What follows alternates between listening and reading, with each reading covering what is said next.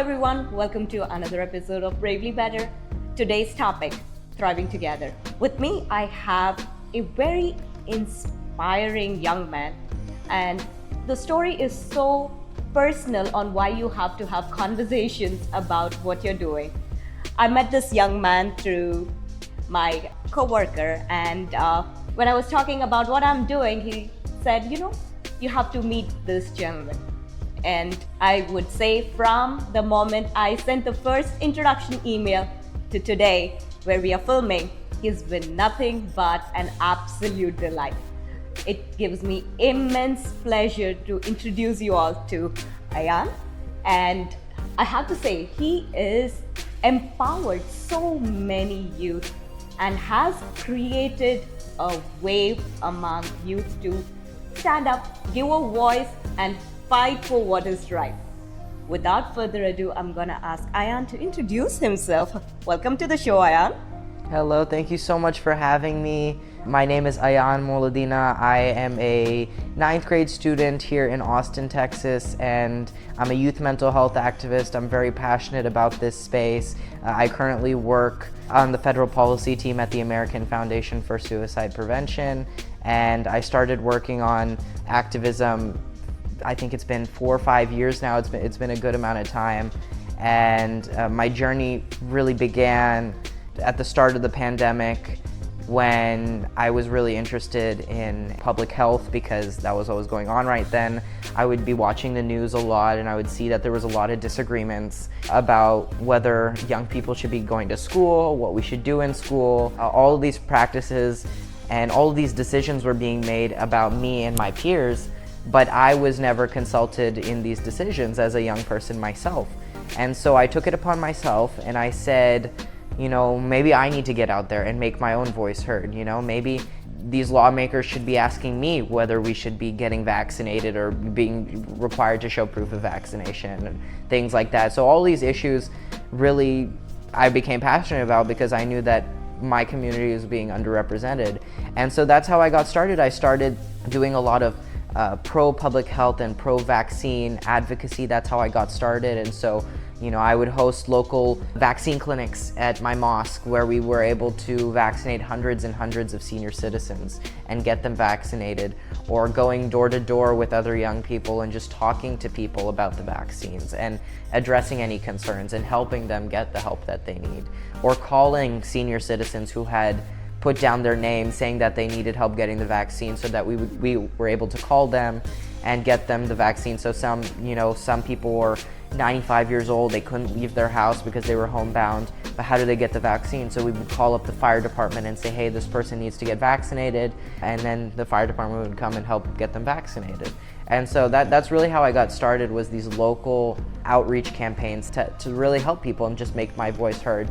And from there, I really wanted to start doing more at the systemic level, and I wanted to start doing more on policy and things like that. And so I started working with organizations that were working on vaccine policy to expand vaccine access to young people, specifically who might not have the best home situations and who might need more access to these measures. And so we worked on this legislation in the state legislature, and we got it farther than a lot of people thought it would. We got legislators on board who often would not support things like this, and it was all the power of youth voices. And so that's the first instance in that I really learned the power of youth voices in policymaking. And how old are you? Can you repeat your age for my audience? Oh yes, I am 15 years old right now. 15 years, and you have accomplished way more than what I have dreamt of. Tell me, what inspired you to step up and create that difference? I think it was the fact that I knew that youth voices were really needed. I knew that young people often say, oh, you're the leaders of tomorrow. No, we're the leaders of today as well. We need to be out there fighting for ourselves, for all of these different issues that affect us, all the different issues that affect adults. They're gonna affect us even more because we're gonna be the ones taking on these issues. And so I knew that there was definitely a lack of youth voices advocating for themselves, but even more so a lack of youth voices in policy making, because policy making, not just to young people but to adults too, is often seeming so foreign, like a space where they can't get involved. Oh, only a member of Congress, only a lawmaker can write a bill or do legislative advocacy. But in reality, any one of us can write a bill or do legislative advocacy, even young people. And so I really wanted to make sure that those voices were represented.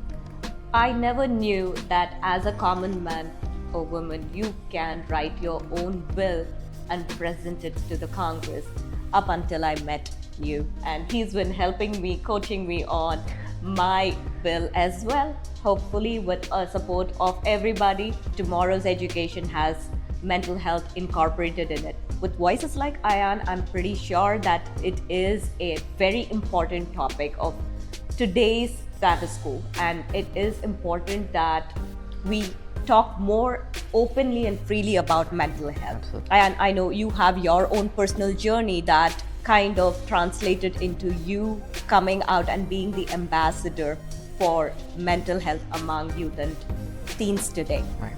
If you don't mind, do you want to share the story with us? Of course.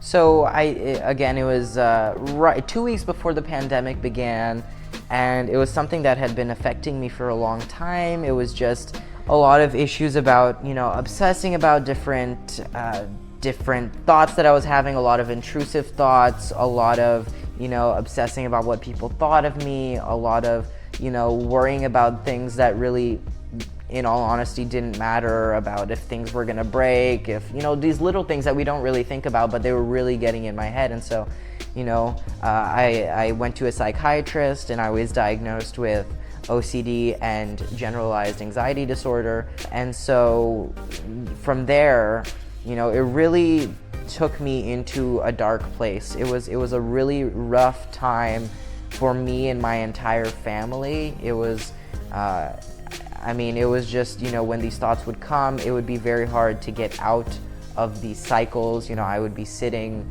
in a room alone for hours and hours at a time, just not knowing and just going deeper into a darker hole. And it just seemed harder for people to be able to help me.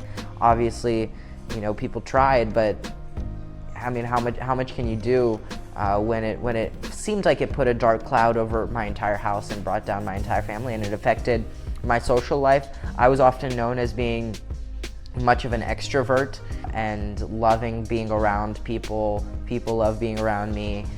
And then when this started developing more, I didn't want to go out with friends. I didn't want to be around anybody else. I just wanted to be alone. And so it really started to affect my social life. It started to affect when I was in 5th grade.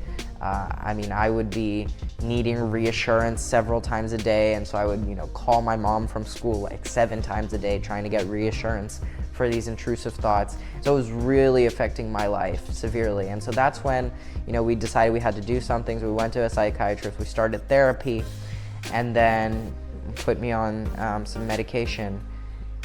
And, it was really then that I realized that I'm not the only person going through this. Such a large percentage of my entire generation is going through this. Right. And so that's where my passion for mental health actually began. You are so right on that portion. It is a struggle. Right. And the more you think you can fight it on your own, the more to the deeper, darker spot you get. Yeah. Acceptance and asking for help is something that we all should talk to our children about. As parents, it's our responsibility to talk to our children. What is it that is going on in their daily life? I know teens are difficult. As a mother of a teen, I understand how difficult it is to talk to our teens, but I'm sure there are exceptional children who talk. But again, majority of our kids kind of want to keep us parents out of their personal day-to-day life. They share important things, but these are some things that we have to watch and ask about to our children and educate them that if there are signs, talk to us so we can get you the help. And I'm so glad you spoke to your parents about it. Do you think you would have coped up better if you had education about mental health? Yeah, I think definitely if I, as a student, understood more about mental health, I would have probably been more prepared going in. Luckily, my parents, they were educated about mental health. They have experience knowing about mental health issues and things like that. So they were educated. So I was lucky. But I would say most parents are not aware of, mental health signs or mental health struggles or how to help your kid or help them or get the help they need, where to find resources and things like that. So I was really lucky to have parents who knew what to do. But yes, I do believe that had I known, it would have been better for all of us to be educated. And I definitely believe that all parents need to be educated as well. Absolutely. Well, thank you for sharing your story. I know it was not an easy journey for you. For 4 years is what you had to struggle, but you channelized your energy. You pulled yourself out of the dark spot and put your energy and focused on something so inspiring. I want you to talk about that. Yeah, absolutely. I knew, so I really knew that, I'm going through this. And again, like I mentioned, I knew I was not the only person going through it. And so I knew I'm going to channel this into something bigger. I want to help other young people, the millions and millions of young people in our country who are going through this. And I had found my passion for policy as I was working on the public health campaign. And I knew, okay, I know how to do policy. I have that passion, and I also have this passion for mental health. Let's put them together. And so I came together with some of the people the young people I had worked with on the public health campaigns, legislative campaigns, and we decided to start an organization called the Youth Power Project because we knew that young people are definitely underrepresented in policymaking, and young people often don't know how to get involved in policymaking. There is no organization out there that is just dedicated to making sure young people have the resources to make their voices heard through the policymaking process. And so we knew that we had to do that and create something special. And so we started this organization that was really just entirely focused on empowering young people with resources to make their voices heard in the policymaking process and really demystify it, really not make it seem so foreign. And so we worked on legislation at all levels of government, local, state, and federal. And students would come forward to us asking for help at their local level, and we would give it to them, and we would write our own legislation. So we were really, really, really helping young people make their voices heard on a variety of different issues: civic engagement, mental health, a lot of different things. But to me, obviously, mental health was the most important. That's what I focused on a lot, and so I was the deputy executive director and co-founder of that organization, and I was there for about 2 years. And we did a lot of great work. We introduced a resolution in Congress that would declare a youth mental health crisis in America, and it outlined steps for various institutions, states, schools, school districts, state mental health agencies, all of these institutions to take to address the mental health crisis. And so this resolution that was introduced in Congress, it got support from all sides, from Republicans and Democrats, lots of bipartisan support. And we know why. It was because of the young people fighting for it. It was because we were out there fighting for our own mental health that we were able to get people who often would not support things like this to come out and support it. And so, that's the power that youth voices have. We actually brought these legislators who disagree with each other so much, we brought them together in support of youth mental health. So that's one of the things we did, and right now I'm working on a bill that would require middle and high schools that receive money from the federal government to distribute suicide prevention resources to students on student IDs and things like that. So those are some of the examples of mental health legislation that I led at the Youth Power Project, additionally working on expanding peer-to-peer mental health support programs in high schools, because we know that young people feel a lot more comfortable talking with their peers rather than an adult. So we know that 7 out of 10 young people will tell a friend that they're feeling suicidal before telling anyone else. And so we really wanted to harness that power. And so I'm also working on a bill that would expand these peer support programs where young people can go and talk to another young person who is trained extensively in dealing with these issues about mental health. And so that's really how I channeled all of what was going on into helping other people, and helping other people also helped myself. And so that's how the Youth Power Project came to be. What an inspiring story. I mean, from not only fighting for your own mental health, you focus your energy on others as well. And you are solving a bigger crisis today. And the latest statistics show about 43% of youth today between the ages of 13 to 18 are struggling with anxiety, depression. They are battling something or the other and are not able to communicate or handle it better.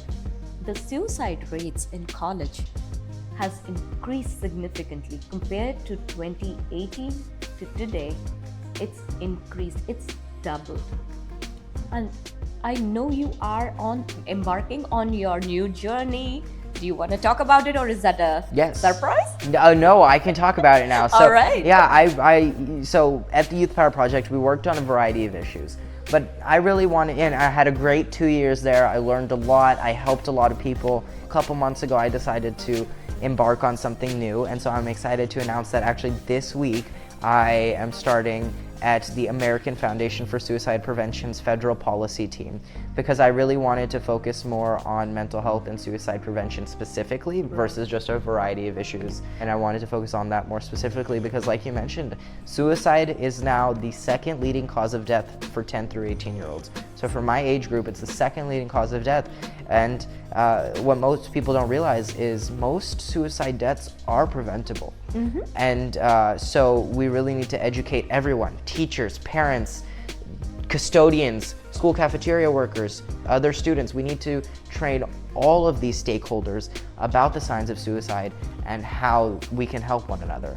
And so that's why I'm starting at the American Foundation for Suicide Prevention, which is this huge organization that has been around for decades and is the largest private funder of suicide prevention research in the country.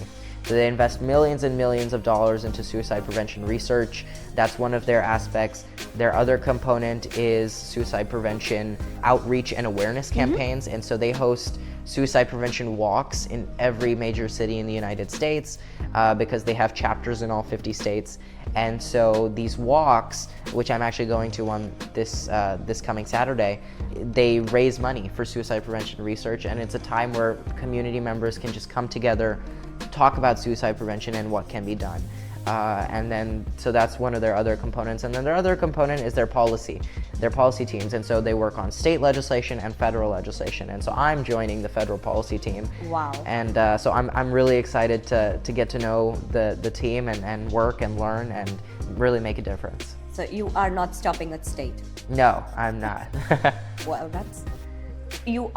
I'm pretty sure you're inspiring a lot more youth to step out of their comfort zone, put their devices down, come and fight for the real cause. Yeah. And you have inspired so many people, and you started as friends and you brought this organization together, and I am sure you have helped so many people through this journey. Do you want to talk about any exemplary changes that you have brought in? Yeah, I think for mental health at the federal level, we hosted, I had the honor of working with the White House to host the 2023 Adolescent Suicide Prevention Roundtable. And wow. So, I mean, it was such an honor. We worked with some of our friends at the White House, and we said, hey, we want to bring this discussion together at the White House, specifically on... Wait, did you go to the White House? I did. Okay, I have seen White House far behind the barbed wires and the fence, and that's pretty much it. Yeah. So you've been inside. Yeah. So Okay. It was a very special experience. And so what we did, we worked with them, and we wanted to bring together all these stakeholders, because we know young people aren't the only people who are going to be the important voices. We want to bring together leaders from nonprofits. So at that time, I wasn't working at the American Foundation for Suicide Prevention. So we invited some of their people. We invited some people who are working on suicide prevention programs in schools, principals, teachers. We invited all of these community stakeholders, and then youth from diverse backgrounds, Native American youth, and then racially diverse youth from different backgrounds and socioeconomic statuses. So we brought them all together, and we were in charge of putting together the list of people to invite. And so it was really, really exciting. So we put together this list and we sent it to the White House, and we said, these are the people we want to invite to the White House discussion. And a few weeks later, we were at the White House discussing suicide prevention with the president's top advisors. And based on our recommendations, now they're going back and telling the president what needs to be done on suicide prevention and mental health for young people. It's real. He's taken it to the White House and he is seriously fighting for the cause. Wow. Yeah. So, what inspired you to embark on this journey to suicide prevention? Was it because it's a growing issue today, which today it's number 2, tomorrow it could be number 1? Is that the reason, or is there any other reason why you thought suicide prevention is the way to go? I think it's a combination of a lot of different things. So yes, I definitely think it's the rise in suicide deaths. I think, yeah, like you said, today it's number 2, but they're rising exponentially. Yeah. Who knows? Tomorrow could be number 1. And so I think, like I mentioned earlier, most of these deaths are preventable, but there's just not enough policy on educating young people. I mean, we have some amazing resources like the 988 Suicide Prevention Lifeline that is being supported by Republicans and Democrats, and it's being funded, and it's a great resource, but young people just don't know about it. Yep. And so what's the point of having amazing resources if no one knows about it? And so that's really why I wanted to work on suicide prevention, was because I knew that there are a lot of things that can be done. This is probably one of the leading causes of death that we have the power to bring down the most. And so I think that's why, I want to educate young people and put these policies forward to make sure that they know about these amazing resources. So that's one of the reasons. And then of course my personal experiences and my connection to mental health and suicide. And so in everything I do, I keep my personal experiences in mind, because you don't want to forget why you're doing it. I think that's what a lot of people often forget when they're doing this work, is your why. Yeah. And I've always been taught by experienced advocates who know a lot more than me, which is never forget your why. And if you're not doing it purely to serve other people, if you're doing it for the clout or to raise yourself up, if you're not doing it purely to serve and help other people, you don't deserve to be there. That's what I've been taught. So never forget why you're doing it, and never forget that you're just there to serve others. Why? The big question. So true that if you don't have a why for the cause, then there is no purpose for you. So powerful. Yeah. So what do you want to tell youth today? I think, I would just tell youth, I talk to young people all the time. My school has a middle school and a high school, and so I often go into the middle school and teach civics classes about how young people can get involved. And, a lot of times I was teaching some classes just this week, and young people come up to me, they're like, these 7th graders, they're like, but how do you do this? It seems like a lot. And it is. I'll be honest with you, right now I'm doing federal legislation, I'm working with the White House, I'm doing a lot of this, grand scale stuff, but it doesn't have to be that. That is not the only way to make a difference, and that is definitely not how I started. And so if you're just starting out, you don't have to go to that level immediately, and please don't. I would say work in your community. Civic engagement can be anything. Go talk to your principal. Go talk to your teachers. Talk to them about how you can incorporate mental health and suicide prevention just in your school. That's making a huge difference on its own. Then you can go talk to your school board. Your school board then can do district-wide suicide prevention programs. Your district can then organize these suicide prevention walks that I talked about. Do things like that, right? And then work with your state. Like slowly start expanding your reach. Work with your state, your governor, your state legislature. Talk about, encourage them to issue a proclamation for a day of hope. Hope is something that is often lacking in conversations about mental health and suicide prevention. Encourage them to, say, hey, Governor, I think we really need a day of hope. And the governor can issue a proclamation for a day of hope. And you can then go back to your school and say, look, we have a day of hope. Let's spread hope in our community, in our schools. There's so many different things you can advocate for. A day of hope, suicide prevention resources, mental health awareness, all of these different things at different levels.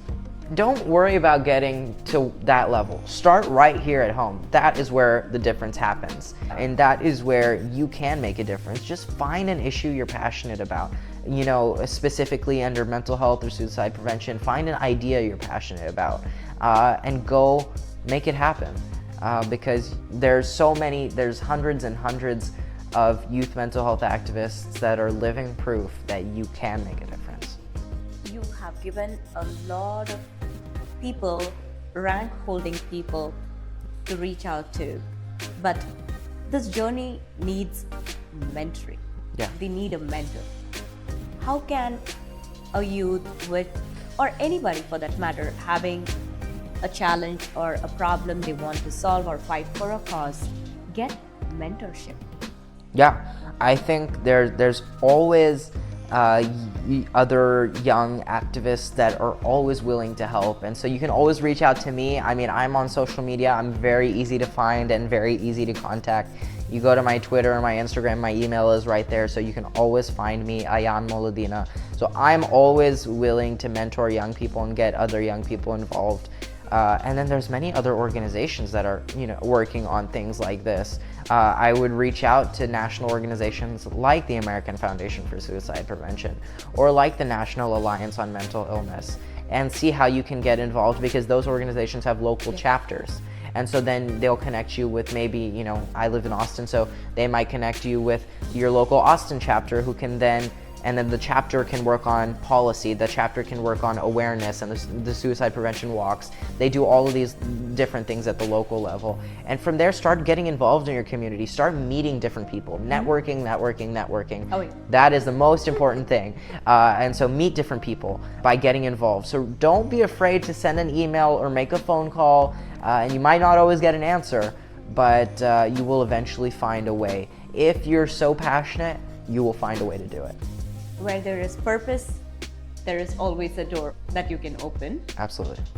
So, mental health among youth today, we can openly talk about it.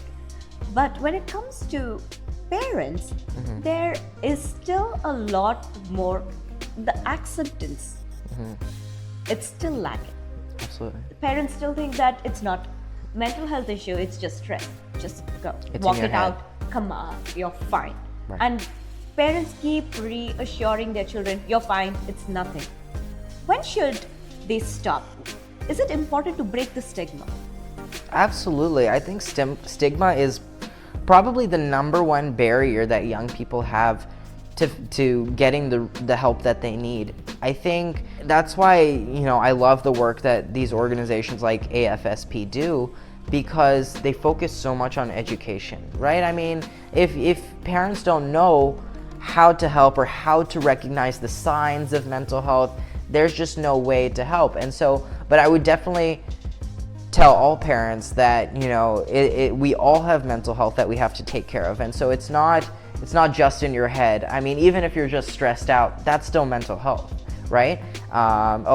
Brushing out, you're just stressed out, but that's still mental health, and that can lead to something a lot more severe. And so I would say, catch it while it's low and help. Don't be afraid to let kids take breaks. I mean, in this environment, schools are just so competitive nowadays, and even beyond schools, I mean, there's so much pressure. Everybody has their own pressure. My pressure is, passing legislation, and that stresses me out. And some other young people might be stressed about their sports tournaments. Some young people might be stressed about their biology tests. Everybody has their own stress, and everybody has mental health. And so I think it's important to break that stigma and realize that mental health is not anything that's going to go away just because we want it to. It's always going to be there, and so we need to accept it and understand how we can help our kids. When a child comes and tells a parent that they're going through something, what is the advice that you would want to give parents from your own personal experience when you reached out? What is it that your parents did that accelerated your healing process, then wait on it? Yeah. So if you can share that part of the journey, that would be very helpful, because there is always the struggle among parents on where to start. What do we do? Or should it be within the house? Should we try to fix it? What can we do in the house? But how important is it to take that one step above and go, parents not play the therapist and go reach out to a real therapist who could help? It's very important. First of all, I would say from parents, unconditional love, very important. This is not something that, you know, we want. This is not something that we chose. This is, you know, we might be lashing out because of the struggles that we're facing. But unconditional love is very important. And like you said, I was very, very resistant to therapy. I did not want to do it. I was like, I can handle it on my own. My parents can handle it with me. I don't need a therapist. But I would say professional help is always best. Don't try to be a therapist, because therapists have a way of, you know, I mean, they're trained extensively. They have a lot more experience, and they have ways of being able to do it. And so I would definitely, I never encourage parents to try to do it on their own. Professional help is always best. Absolutely. And I'm sure parents today are finding resources and trying to get the help, but there is this fear of society always in the parents' head. Yeah. What would you tell parents as a teen who's gone through this and still facing it but has found the purpose? What would you tell the parents about society and what happens around them, whether it be neighbors, friends? What would you tell them? Yeah, I would say, first of all, I want to say that, you know, a lot of times there's things going on and you notice it, but you're not sure what to do. And especially when it comes to suicide, there is often a misconception that if I ask about suicide, that it might push them over the edge. Totally. But it's not true. It's actually quite the opposite. If you notice the signs of suicide, and I would encourage parents to do a lot of extensive research on signs of suicide. It's different for everyone. But if you're noticing these signs, then always ask, you know, hey son, I know you've been depressed lately, you have a lot going on, this, that, and the other. Have you considered suicide? I have read extensive books and I've done a lot of research, and I've been suicide prevention trained. And that is the number one thing, is that if you're noticing these signs, ask. Always ask. It will not push them over the edge. And I've heard stories of parents asking, and the kids say, yes, I have. And then the parents and the child can get them help together. But otherwise the child wouldn't have said anything. Totally. And had the parents not asked, the child would not have said anything. Or sometimes the child might say, no, I haven't, but now that you bring it up, I know my friends have. And I want you to reach out to their parents to help them get support. And so it really opens up that conversation, even if it's not the child who might be affected, it might be their friends. And then your parents can help the friends. And so really, again, this goes back to stigma. I mean, suicide is such a, you know, taboo word. I think we need to open up and not be afraid to say, not be afraid to talk about it, and understand that the more we talk about it, the less it's going to happen. Absolutely. And again, suicide and mental health is not a growing problem just in America. Of course. It's worldwide. And parents, take time to talk to your children about mental health, suicide. It's not a taboo. You are not planting anything in their head. It is important for them to be educated about it. Sex education. When it was implemented in elementary, there was riots going on why do you want our children to learn about sex ed at 5th grade. Yeah. Now look at the amount of teen pregnancy that's gone down Yes. because they were educated. And STDs going down and everything. Absolutely. Yeah. So the more we are opening up to our children, the more is prevention that they take. And it's important as parents for us not to fear and set our child and say everything is okay. Everything is not always okay. And we have to agree to the fact and come to terms with it that mental health problems exist. It exists among children, it exists among youth, teen, grown-ups, elders, everyone. There is a problem. There is a problem and we are fighting it.